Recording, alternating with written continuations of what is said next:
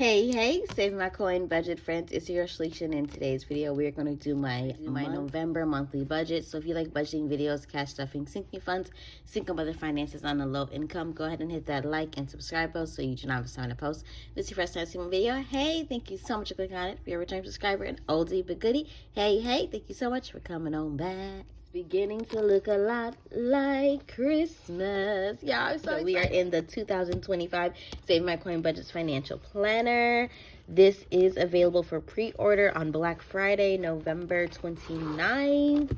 And it starts shipping on December 15th. So if you're like, sis, I need a budget planner, I need to get my money together, I need to learn how to save, this is the planner for you. There are instructions in the front that lets you know exactly how to get your budget started and takes you through the whole year. It is undated, so you can start at any time. There's savings challenges in it.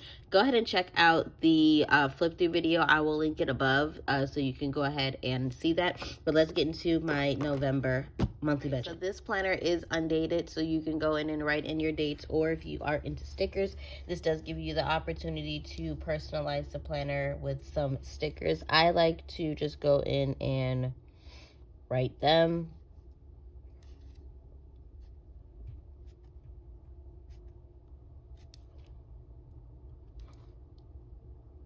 And I'm going to go ahead and list out my bills, my paydays, everything that I have for the month. So I'm going to take you guys along with planning out the month of November.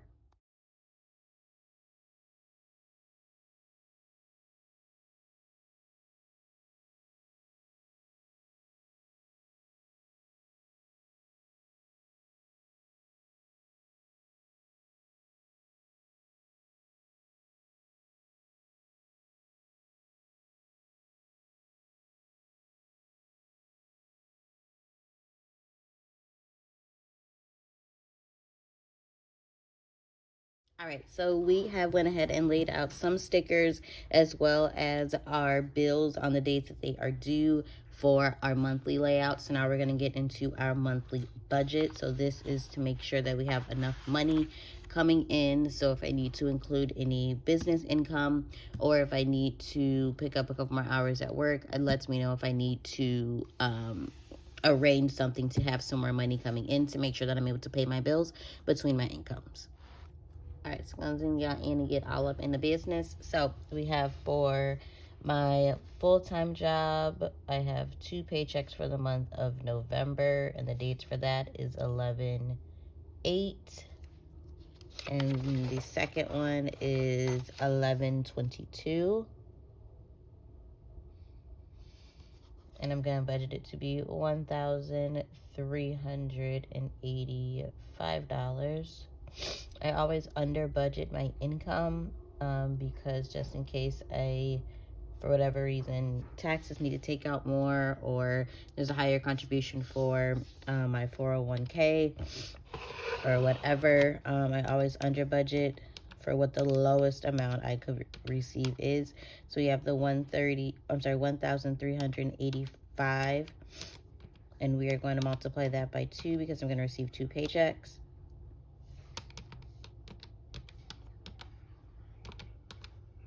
And that's going to be $2,770 for the month.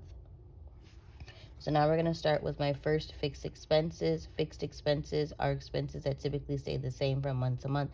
They don't vary like a utility bill. So the first thing that I always make sure that I put in my budget is my tithe. This is my 10% back to the Lord for being my provider and my source and my way maker. This is a personal choice, so don't come for me in the comments because I will come back. So for my 10%, it is going to be $277. Next, we're going to move on to my mortgage. And for my mortgage, I am going to budget the whole amount, which is the $1,200.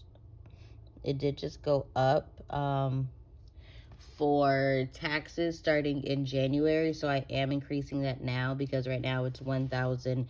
But I do want to get myself in the habit of making sure that I can accommodate that in my budget.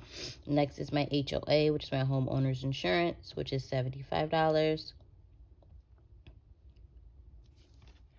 And those are the top three. Now we're going to go ahead and get back into this monthly calendar to jot down the rest of them.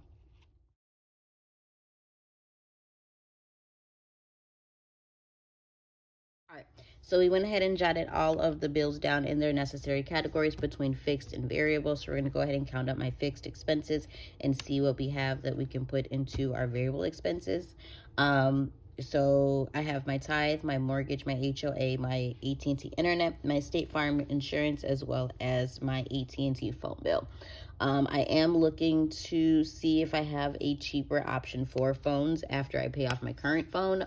I will never be paying for a phone through a payment plan again, because it's ridiculous. It takes too long to pay it off, and I'm just in here just paying money. Like, ugh, I hate it. I'm probably gonna have a sinking fund for it for 2025, because no, I can't do it. All right, so we have my fixed expenses that come to a total of $1,849, which leaves the remaining $921 to put into my variable expenses, as well as my cash envelopes for the month. I know it's not a lot, but we are going to do what we can do with this money. So what I'm going to do is put in money for my cash envelopes, which is going to be my daily expenses. So my expenses for myself, my daughter, eating out, coffee, um, groceries, gas, household items, whatever we need for daily expenses. Those are my cash envelopes. And that's what we use. So I'm going to be putting $400, and that's for the month. So $200 for each paycheck.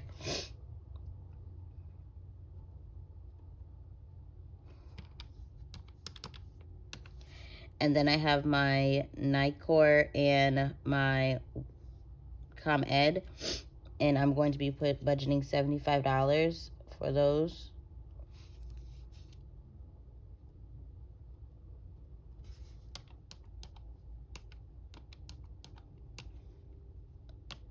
And then we have my credit cards.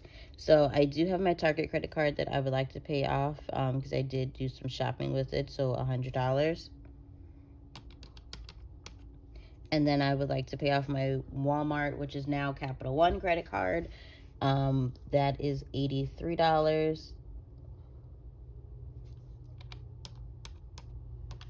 And then I have my regular traditional credit card from Capital One, and that is going to be $45 that I put into that. Then I have Discover. I'm going to do the minimum of $28.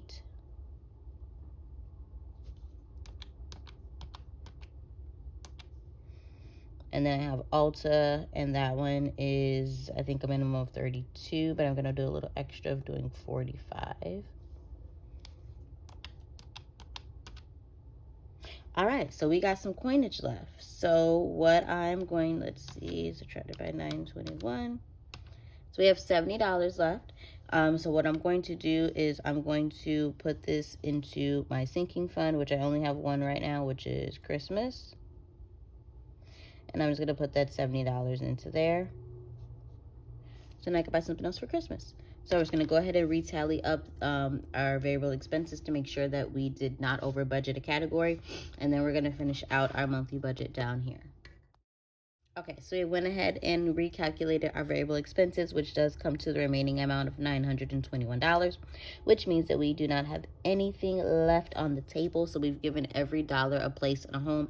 And if I deviate against this plan, that means that something is not going to get paid, or I will not have enough to pay a specific bill. So this is the reason I like to do a monthly budget. It shows me a quick overview of what my money can be. Again, it can alter and change once I receive my income. Income could be higher, income could be lower, bills could be higher, bills could be lower, and then we have to make adjustments. But this is most likely how the plan is going to go, or something similar. So we have our budget income down here, just as a recap, is going to be $2,700. And then we have our expenses. So that is everything with the exception of my savings, which is Christmas. So it's going to be the $2,700.